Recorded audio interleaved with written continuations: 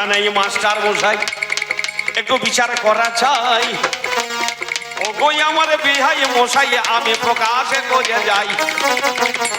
আমি সেই পরীক্ষক, পরীক্ষা নিচ্ছি বিহিত বিধানে, সত্য মীমাংসা করে যাই পদ্যকার কবির গানে। পরীক্ষা দেয় ছেলেরা, পরীক্ষা দেয়, ট্রু থাকে ফলস থাকে, সত্য মিথ্যা থাকে।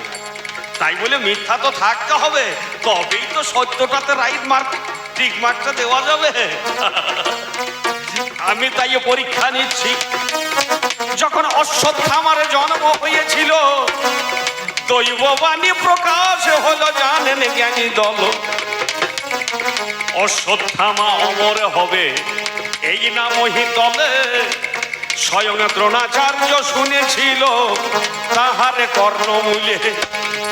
তাই দ্রোণাচার্য আর কৃপি মানে অশ্বত্থামার জননী, তারা বড় ধন্য হয়েছিল জগৎ মাঝে, তারা ধন্য বলে মানি। তারা ভেবেছিল আমাদের পুত্র অমর হবে এই ভূভারতে হাই। তাহলে অমর হলে এই অশ্বত্থামা মহাবলশালী হয়। যে কারণে গুরু দ্রোণাচার্য মনের মাঝে লোভে বেড়ে গেল। ব্রাহ্মণের কি ধর্ম একটু তুমি শুনে চলো। ব্রাহ্মণের ধর্ম কি? ব্রাহ্মণের যে 9টা পৈতে থাকে, পৈতাতে 9টা সুতো থাকে, তার তাৎপর্য কি? দ্রোণাচার্য সেই ধর্ম ও সে করে নাই পালন। 9টা সুতোর বিতঙ্গে ভাবে আমি জানাই বিবরণ। ও যে সমদম তপ শৌচ খান্তির আর সময় এ বছর, জ্ঞান বিজ্ঞান আস্তিক্যম ব্রহ্মকর্ম স্বভাবজম। ব্রাহ্মণের 9টা সুতো আছে, তার সম হবে, অর্থাৎ অন্তর ইন্দ্রিয় দমন হয়ে যাবে। দম হবে, বাইরের ইন্দ্রিয় সকল তারে বশীভূত হবে। তপ অর্থাৎ সদা সর্বদা তপস্যায় রত হবে, জীব সকলের মঙ্গল কারণে। শৌচ মানে সদা সর্বদা সুচিতা থাকবে জগতের কল্যাণে। খান্তি আর জম এ বছর, সদা সর্বদা সে জগতের কল্যাণে কর্ম করে চলবে আর্য মত এবং পথ ধরে। তার জ্ঞান থাকবে। জ্ঞান জ্ঞান বলতে কয়েকটা শুধু শাস্ত্র জ্ঞান নয়, যে জ্ঞানের দ্বারা সমগ্র জীব সকলকে ভালোবাসা যায়। শুধু মানুষ নয়, একটা কীট পতঙ্গকে পর্যন্ত ভালোবাসা যায়। সর্বভূতে ব্রহ্ম দর্শন, কারো প্রতি হিংসা ভাব তার থাকবে না। বিজ্ঞান থাকবে। বিজ্ঞান বলতে এই যে বাবা জড়জগতের যে যন্ত্রপাতি জ্ঞান, এটা নয়। বিজ্ঞান বিশেষ জ্ঞানের অধিকারী, অর্থাৎ তিনি কখনো সূক্ষ্ম রূপ ধারণ করে বিভিন্ন গ্রহ উপগ্রহে যাতায়াত করতে পারবেন। আস্তিক্যম অর্থাৎ ঈশ্বরে বিশ্বাসী। সহজভাবে বলতে গেলে তিনি হবেন অতি সরল, অতি দয়ালু, অতি কৃপালু, যেন সদা সর্বদাই তিনি বিশ্বাস করবেন ও হে দয়াল হরি আমি দু চোখে জাহেরি, এ বিশ্ব তোমারি সাজালে যতনে।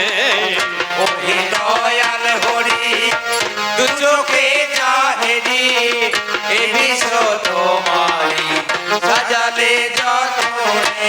ও হে দয়াল হরি দু চোখে জাহেরি, এ বিশ্ব তোমারি সাজালে যতনে। ও হে দয়াল হরি। আস্তিকম, আস্তিকম মানে ভগবানের প্রতি বিশ্বাস।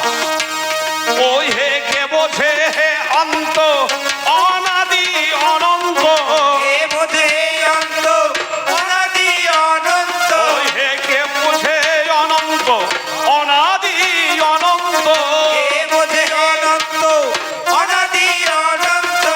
তোমার কৃপার অন্ত নাহি পাই ধ্যানে। হে দয়াল পুনঃ পুনঃ হরি হরি ধ্বনি। সাজালে যতনে।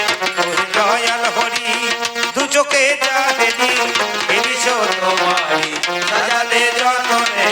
ও হে দয়াল হরি।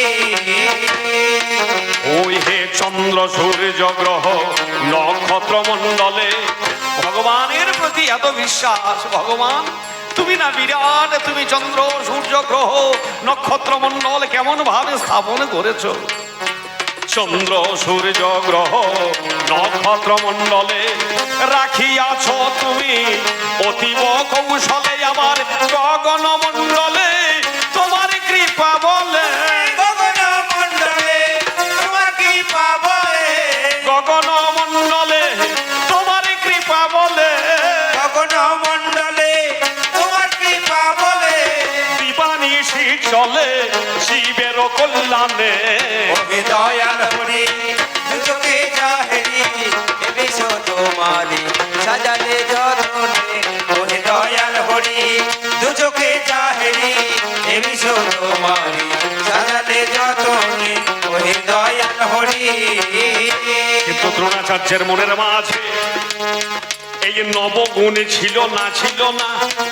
তাই পরীক্ষা নেবে তারে শ্যামে কালো সোনা। ও দ্রোণাচার্য ভেবেছিল রে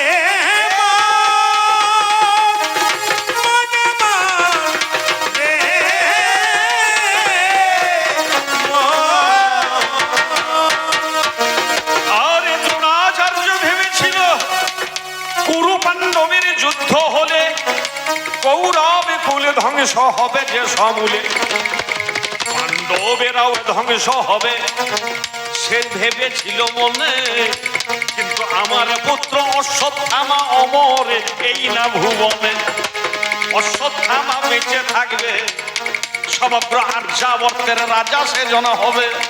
আরে আমি হব রাজা বাবা, আমি রাজার পিতা হব, সবাই আমায় মান্যতা দেবে।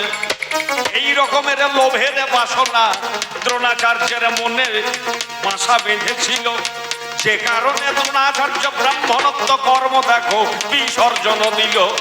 যে কারণে অস্ত্র গুরু পদে সে করেছে ধারণ, আবার গুরুদেবের মর্যাদাও সে রাখে নাই কখন। হিরণ্যধনুর ছেলে একলব্য যে তার কাছে শিক্ষা নিতে একদিন এসেছে, সেই হিরণ্যধনুর ছেলে একলব্যকে প্রত্যাখ্যান করেছে। পরে দেখো একলব্যের নিকটেতে গুরু দক্ষিণা নিয়েছে, ডান হাতের বৃদ্ধাঙ্গুষ্ঠটা নিয়ে করেছিল কর্তনে। এই প্রকারে গুরু দক্ষিণার কারণেতে তার লোভে বেড়ে গেল হলো অতিক্রমে। সেই দ্রোণাচার্যকে পরীক্ষা নিতে হবে। জন্ম মুহূর্তে অশ্বত্থামার দৈববাণী স্মরণ করানো গেছে, তবে আগেই বলা গেছে। তাই দ্রোণাচার্যের নিকটেতে ওই ট্রু আর ফলস একটু মিথ্যা দিয়ে যেন পরীক্ষা নেওয়া হলো। দ্রোণাচার্য পরীক্ষার খাতাতে বসে সে বাবা ভিমড়ি খেয়ে গেল। কিন্তু যুধিষ্ঠির সে জায়গাতে পরীক্ষায় পাশ করে যায়। যুধিষ্ঠির কিন্তু বাবা মিথ্যা বলে নাই। যুধিষ্ঠির তো বলেছে অশ্বত্থামা হতবাণী ইহা আমি সত্য মানি, ইতি গজ পড়ি গেল রণে। সত্য কথা যুধিষ্ঠির বলেছে কুরুক্ষেত্র রণাঙ্গনে। পরীক্ষাতে যুধিষ্ঠির পাশে হয়ে গেল, আর দ্রোণাচার্য ফেল হয়ে বাবা গালে হাত দিয়ে বসলো। যেমন গালে হাত দিয়ে বসে পড়েছে হাই। লোভে পাপে, পাপে মৃত্যু শাস্ত্রের বচন হয়। খুব চিন্তা করতে হবে। লোভে পাপে, পাপে মৃত্যু শাস্ত্রের বচন। অতএব হয়ে গেল দ্রোণাচার্যের পতন। দেখো কৃষ্ণ কোথাও অধর্ম করে নাই। ওগো হরির ধ্বনিতে মাতোয়ারা হওয়া চাই। হরি হরি অধর্ম করে না। দুর্যোধন বিআই মশাই, তুমি বারবার আমাকে দোষী সাব্যস্ত করছো, আর আমি মান দি নাই। আমাকে যদি তুমি ভগবান বলি মানো, আমি কে জানো? আমি ভগবান বিশ্বপিতা, আমি হরি সেই বিধাতা। ভগবান বিশ্বপিতা আমি হরি সেই বিধাতা। ভগবান বিশ্বপিতা আমি হরি সেই বিধাতা। ভগবান বিশ্বপিতা আমি হরি সেই বিধাতা। ভগবান বিশ্বপিতা আমি হরি সেই বিধাতা। ভগবান বিশ্বপিতা আমি হরি সেই বিধাতা। ভগবান বিশ্বপিতা। দেখো ভক্তাধীন গোবিন্দ আমি, ওরে ভক্তাধীন গোবিন্দ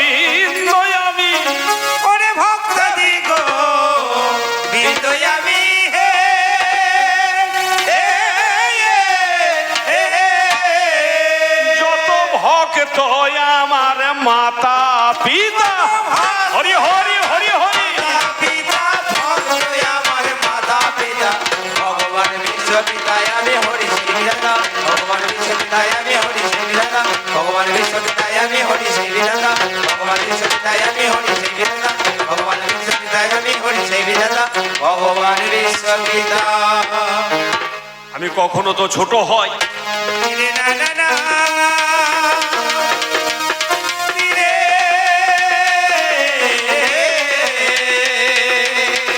না না না না না না। ভক্তকে শোধরানোর কারণে দুর্যোধন তুমি জানো পৌন্ড্র দেশের এই অধিপতি ছিল বাসুদেবের নামে। পৌন্ড্র বাসুদেব সে এই কৃষ্ণের মতো সেও শঙ্খ চক্র গদা পদ্ম ও যে করিয়েছিল ধারণ।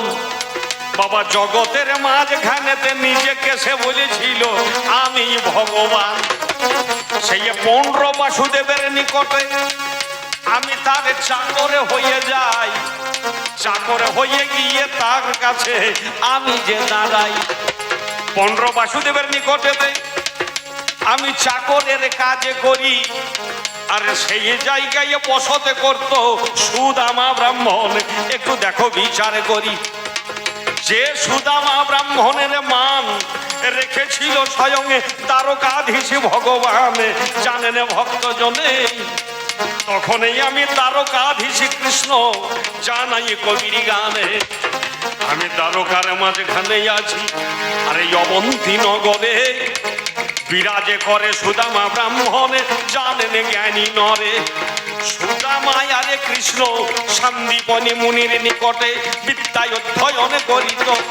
ওগো আমার দুর্যোধন তুমি ভালো জানো তো ওগো 64 দিন ধরে 64 বিদ্যা করে অধিগ্রহণ কৃষ্ণ যখন দ্বারকাতে করে গমন অতঃপরে সুদামা নিজ ভবনেতে যায়। দুই বন্ধুর মাঝখানেতে ব্যবধানে হয়। এবারে দারিদ্র সুদামাকে ঘিরিয়া ধরিল। কালের নিয়মে সুদামারে 4টি সন্তান হলো কিন্তু সে তো ব্রাহ্মণের কর্ম সে জনে করে অধর্ম করে না এই না চরাচরে। সদা সর্বদা কৃষ্ণ সখা কৃষ্ণকে ভগবান জ্ঞানে ও যে স্তুতি করে যায়। কিন্তু দারিদ্রতারে বাসা বেঁধেছে মিথ্যা বলবো নাই। শত ছিন্ন বসনে পড়ে সুদামা কৃষ্ণ কথা গায়। আরে পৌন্ড্র বাসুদেব সুদামাকে অত্যাচারে করে যায়। তথাপি সুদামা ব্রাহ্মণ কৃষ্ণের স্তুতি বিনতি করে। সুদামার অর্ধাঙ্গিনী সুশীলা দেবী বলে স্বামীর ধারে তুমি দ্বারকাতে যাও চলে তোমার কৃষ্ণ সখারে ঠাই। সুদামা বলিতেছে আমি যাব নাই। বন্ধুর নিকটে কিছু চাওয়া গর্হিত অপরাধ যে হয়। সুশীলা বলে তোমার বন্ধু কেমনই আছে দেখে এসো সেথাই। এইটা তো ভালো কথা বলেছ গো তুমি তাহলে খালি হাতে কেমন করে সেথায় যাব আমি। সুশীলা দেবী আর সুদামা যত পথিক জনের নগরে বাসির দ্বারে দ্বারে সেদিন মাধুকরি করে চিরা বাবা এনেছিল। দেখুন বিচার করে চিরায় আর গুড় দিয়ে নাড়ু তৈরি করিল। বাবা চাদরের মাঝখানে সেই নাড়ু বেঁধে সুদামা ব্রাহ্মণ গিয়েছিল। পথশ্রমে ক্লান্ত হয়ে তার যেন পা ছিন্ন ভিন্ন হয়। তথাপি দ্বারকাতে যখন পৌঁছাই দ্বারকার রাজ কর্মচারীগণে সুদামাকে জিজ্ঞাসা করে বলো বলো বলো ওগো ব্রাহ্মণ এলে কোথাকারে। সুদামা বলিতেছে তোমাদের রাজার রাজা যে সে আমার পরমে বন্ধু। সুদামা বলেছে সবাই যখন উপহাসে পরিহাসে করিল দ্বারের দ্বারির নিকটে নিকটেতে সুদামা দাঁড়ালো, দ্বারের দাঁড়িয়ে নিকটেতে সুদামা গিয়ে কয়, ওই দেখো তোমাদের দ্বারকা শ্রীকৃষ্ণ আমার প্রাণের সখা হয়। দ্বারের দাঁড়ি তারে যখন সজোরে আঘাত দিল, সুদামা কেঁদে কেঁদে অভিমানে ভরে তখন ফিরে চলিল। সুদামা ফিরে যাচ্ছে আর বলছে, কই কৃষ্ণ, কোথায় কৃষ্ণ, কোথায় প্রাণের সখা। ওই কৃষ্ণ কোথায়, কৃষ্ণ কোথায় প্রাণের সখা। ওরে কই কৃষ্ণ, কোথায় কৃষ্ণ, কোথায় প্রাণের সখা। ওই কৃষ্ণ কোথায়, কৃষ্ণ কোথায় প্রাণের সখা। আমি ডাকি যে কাতরে তোমা বারে বারে, হরি হরি ধ্বনি ধ্বনি ডাকি যে কাতরে তোমা বারে বারে। ডাকি গো কাতরে তোমায় বারে বারে। তুমি একবার আসি দাও দেখা। ওই কৃষ্ণ কোথায়, কৃষ্ণ কোথায় প্রাণ সখা। মহামানী ভক্তমণ্ডলী আর মহামানী আমার বেয়াই মশাই, সেদিন দ্বারকার রাজা কৃষ্ণ দেখো ছুটতে ছুটতে ওই কৃষ্ণ, ওরে ছুটতে ছুটতে এই কৃষ্ণ দেখো পথের ধুলাই এলো। ও যে দরিদ্র ব্রাহ্মণ সুদামাকে সবার সামনে ও যে আলিঙ্গন দিল। দেখো দরিদ্র আর রাজার মাঝে কত মান বিনিময় হয়। তাকে আদরে করে নিয়ে গেল, তাহার সিংহাসনে বসায়। এই প্রকারে সুদামার, এই প্রকারে সুদামারও দিয়েছিলাম আমি মান।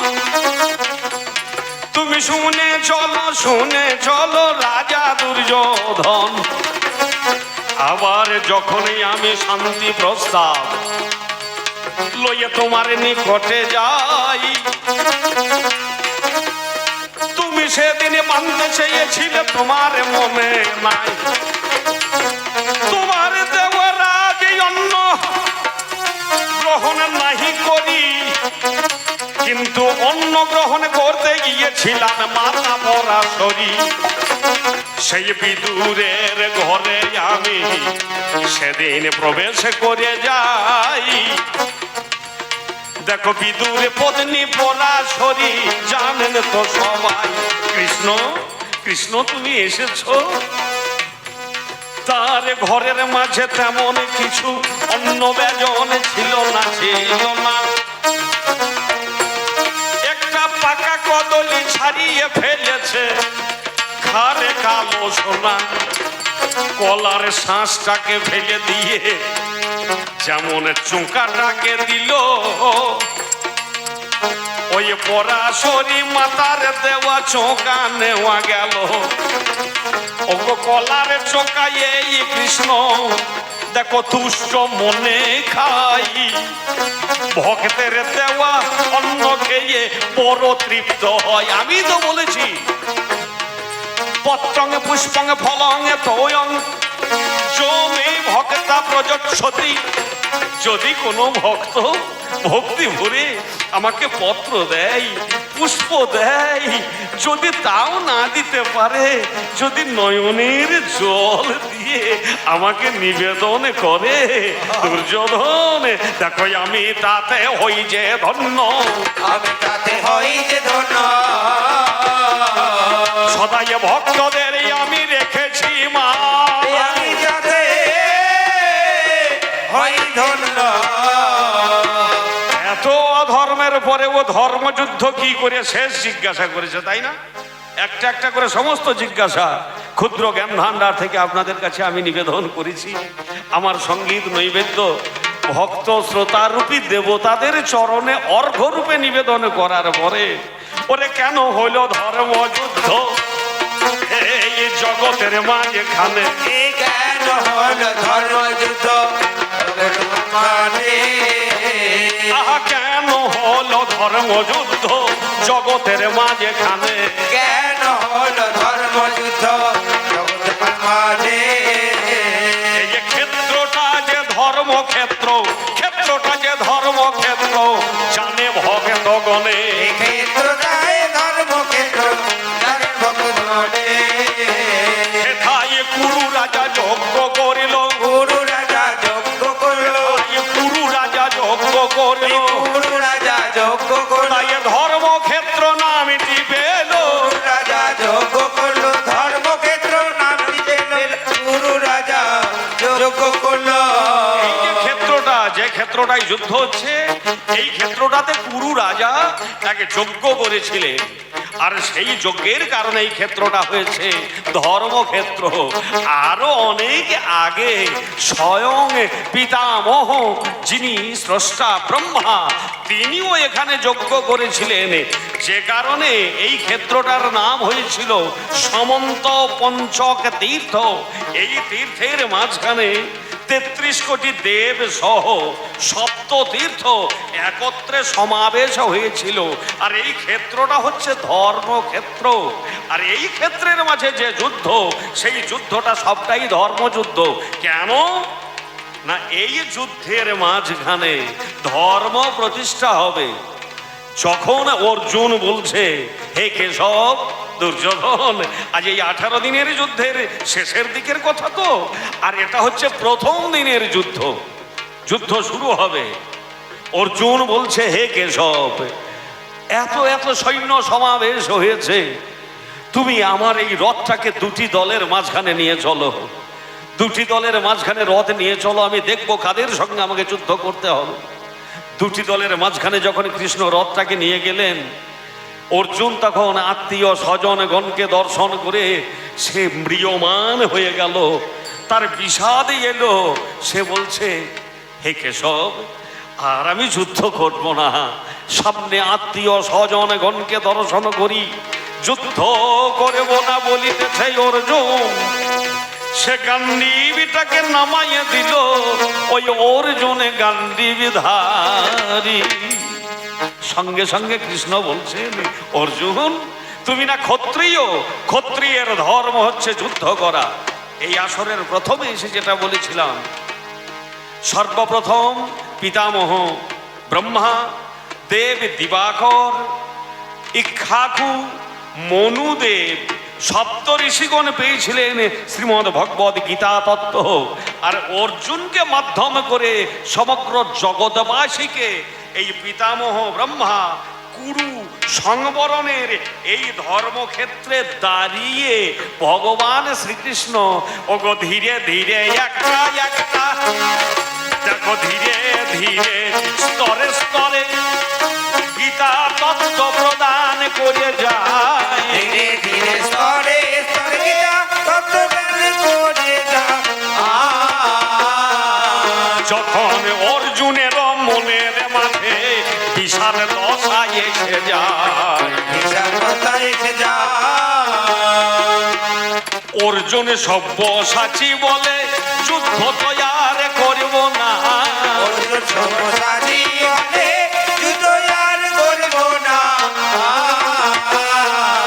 দেখো স্বজনে বধে মহাপাপে হবে, স্বজনে বধে মহাপাপে হবে, বিচার করো কালো সোনা, বিচার করো কালো সোনা। সঙ্গে সঙ্গে এই কেশ আমার অর্জুনকে কয়, তুমি যুদ্ধ করো, যুদ্ধ করো হে পাণ্ডু তনয়।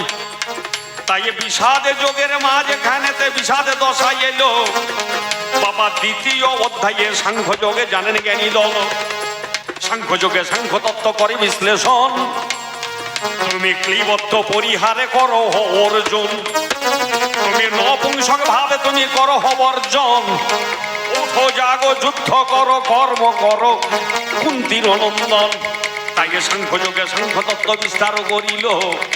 সে জায়গায় গোবিন্দের কথা বলা গেল, যেন একাদ্বৈত ব্রহ্মকৃষ্ণ নিত্য নিরঞ্জন, সর্বশক্তি পরিপূর্ণ সর্বাত্মা শরণ, তৃতীয় রহিত বিষ্ণু হরি সনাতন, ভগবানে ভবাতীত ভবানীত সন, তিনি গুণাতীত তন্ত্র তরুণ তারণ, ভগবানে জগদীশ জগচক্ষু জগত পাবন, চারি বেদাতীত চতুর্মুখ বিমোহন, পঞ্চমানে বিমোহকে মন্মথ মথন, সর্বভাবাতীত অঙ্গ সরঙ্গ স্বরূপ, সর্বজ্ঞ সরভিজ্ঞ সরজন ভূপ, সপ্ততন্তু ফলদাতা সপ্তর্ষিরঞ্জন, ও যে সপ্তাশ্ব সবিতা ধাতা সবিতা রঞ্জন, আবার অষ্টম সুদেয়গণ অষ্টম নন্দন, ও যে নর নারায়ণ নম্র নর কুমারণ, দেখো দশদিক পালন মেদনুজ দলন, অখিল সামৃত মূর্তি মনোজ মোহন। এই প্রকারে গোবিন্দের তত্ত্ব তুমি জানবে কেমন করে? অবশ্যই কর্ম করো, এই না চরাচরে। তাই কর্মযোগে তৃতীয় অধ্যায় যে হয়, নিষ্কামে কর্ম করো তুমি কুন্তিরত নয়। এবার কর্মযোগের পরে জানি জ্ঞান যোগ এলো, এই ধর্মক্ষেত্রের মাঝে বাবা গীতা প্রদান হলো। জ্ঞান যোগের মাঝখানেতে বলে ভগবান জগতে ধর্মের প্রতিষ্ঠা কারণ। জ্ঞান যোগের মাঝখানেতে ভগবান বলিল, যদা যদা হি ধর্মস্য গ্লানি ভবতি ভারত অভ্যুত্থানাম অধর্মস্য তদাত্মানং সৃজম্যহম পরিত্রাণায় সাধুনাং বিনাশায় চ দুষ্কৃতাম ধর্ম সংস্থাপনার্থায় সম্ভবামি যুগে যুগে। যুগে এই বলিয়া জ্ঞান যোগে জ্ঞানের বিস্তার যে করে, অবশ্যই পঞ্চমে অধ্যায়ে কর্ম সন্ন্যাসে যোগে রমাঝারে। তুমি কর্ম করিবে সংসারে থেকেও তোমার সন্ন্যাসী হওয়া চাই। অবশ্য কর্তব্য আর কর্তব্য দুটি কর্তব্য যে হয়, এই প্রকারে ধীরে ধীরে গীতা তত্ত্ব দান করিল। ওগো আমার দুর্যোধন, তোমাকেও কিঞ্চিত অন্তিম সময়ে জানাইয়ে যায় ভালো। অতঃপরে ধীরে ধীরে বিভূতি যোগে দশমে অধ্যায় হয়। দশমে অধ্যায়ে বিভূতি তত্ত্ব বলে এই কৃষ্ণ রসময়। শুনো তবে কুন্তি সুত, অন্ত নাই তার প্রধান যে কিছু কহি ঐশ্বর্য আমার। কুন্তি অন্তরূপে ভূতের অন্তরে, পরমাত্মায় আমি আর সৃষ্টি অভ্যন্তরে, হই আমি সৃষ্টি স্থিতি সংহার কারণ। দ্বাদশ আদিত্য বিষ্ণু জ্যোতিতে তপন, মরিচি মরুত গণে শুনিল অম্বরে। শোভাময়ী সুধা করে তারকানি করে, বেদ মধ্যে সম্বেদে আমি হে পাণ্ডব, দেববৃন্দ মাঝে আমি দেবেন্দ্র বাসব। এই প্রকারে বিভূতি তত্ত্ব যখন করে বিশ্লেষণ, অর্জুনের হয়ে গেল মহাবিষ্ট মনে। অর্জুনে বলিতেছে তখন ধীরে ধীরে, তোমার ওই দিব্য রূপে দেখবো আমি আমার নয়ন পরে। হে কৃষ্ণ, তুমি দেখাও দেখাও স্বরূপে দেখাও, দেখাও দেখাও স্বরূপ দেখাও, দেখাও দেখাও স্বরূপে দেখাও, দেখাও দেখাও স্বরূপ দেখাও, বিশ্বরূপ দেখবো আমি, দেখাও দেখাও স্বরূপ তোমার বিশ্বরূপ দেখবো আমি। দেখাও দেখাও স্বরূপ যখন বিশ্বরূপ দেখাই নিল মনি, হরি হরি হরি স্বরূপ দেখাও, বিশ্বরূপ দেখাও, আমি দেখাও দেখাও স্বরূপ দেখাও। মাননীয় ভক্তমণ্ডলী, একাদশ অধ্যায়ে ভক্ত শ্রেষ্ঠ অর্জুনকে এই ক্ষেত্রে দাঁড়িয়ে ভগবান বিশ্বরূপ দেখিয়েছিলেন। অর্জুন দেখছে, পশ্যামি দেবাংস্তব দেবদেহে সর্বাংস্তদা ভূত বিশেষ সংহান ব্রহ্মানমীশঙ্গে কমলাসনস্থ মৃষিংশ্চ সর্বানুর গাঙেশ্য দিব্যান। অর্জুন যেন দর্শন করছে অনন্ত দিগন্ত ব্যাপী অনন্ত মহিমা তব, ধ্বনিছে অনন্ত কণ্ঠে অনন্ত তোমারি স্তব। কোথায় অনন্ত উঠছে, অনন্ত তারকা গুচ্ছে, অনন্ত আকাশে তব অনন্ত কিরণত সব। অনন্ত নিয়তি বলে বায়ুধায় মেঘ চলে, অনন্ত কল্লোলে জলে পুষ্পে অনন্ত সৌরভ, অনন্ত সুষমা ভরা অনন্ত যৌবনা ধরা, দিশি দিশি প্রচার করছে অনন্ত কীর্তি বৈভব। তোমার এই অনন্ত সৃষ্টি অনন্ত করুণা বৃষ্টি, অতি ক্ষুদ্র দিন আমি কিবা জানি কিবা গাইব। হে মাধব, তুমি যে এই বিশ্বরূপে দেখালে মাননীয় ভক্তমণ্ডলী, সূর্যের আলোতে আমরা পৃথিবীর সবকিছু দেখি ঠিক, খুব চিন্তা করবেন, কিন্তু মধ্যাহ্নকালীন সূর্যের দিকে যদি 10 সেকেন্ড তাকানো হয় কি হবে বলুন তো? সমস্ত অন্ধকার। সূর্যের আলোতে আমরা সব দেখি, কিন্তু মধ্যাহ্নকালীন দুপুরবেলায় সূর্যের দিকে যদি 10 সেকেন্ড তাকানো হয় তাহলে চোখে সব অন্ধকার নেমে আসবে। গোবিন্দের বিশ্বরূপ দেখে অর্জুন তখন ভাবে হলো আত্মহারা, ভাবে হলো আত্মহারা, ভক্তি যোগের উদয় হলো, ভাবে হলো আত্মহারা। ভক্তি যোগে উদয় হলো, তাই দ্বাদশ যোগে ভক্তি যোগ আসিল, হরি হরি ধ্বনি যোগ আসিল, ভক্তি যোগে উদয় দুর্যোধন, দুর্যোধন তুমি এসব কি বুঝবে? দ্বাদশ অধ্যায় ভক্তি যোগ, শ্রীমদ ভগবদ গীতার মাঝখানে এই ভক্তি যোগ যদি চলে আসে বাবা, তাহলে কর্মকাণ্ড জ্ঞান কাণ্ড শেষে আসবে ভক্তি কাণ্ড। আর ভক্তি কাণ্ড যেখানে আসে সে জায়গায় যুদ্ধও যদি হয়, সে যুদ্ধ হবে ধর্মযুদ্ধ। যুদ্ধ হবে ধর্ম যুদ্ধ, ধর্ম যুদ্ধ, আমি জানাই গেলাম তোমায় সত্য, যুদ্ধ হবে ধর্ম যুদ্ধ, জানাই গেলাম তোমায় সত্য। তবে হ্যাঁ মাননীয় ভক্তমণ্ডলী, উনি যত কোটি কথা বলেছেন আমি আমার ক্ষুদ্র জ্ঞান ভান্ডার থেকে একটু একটু করে দিয়েছি।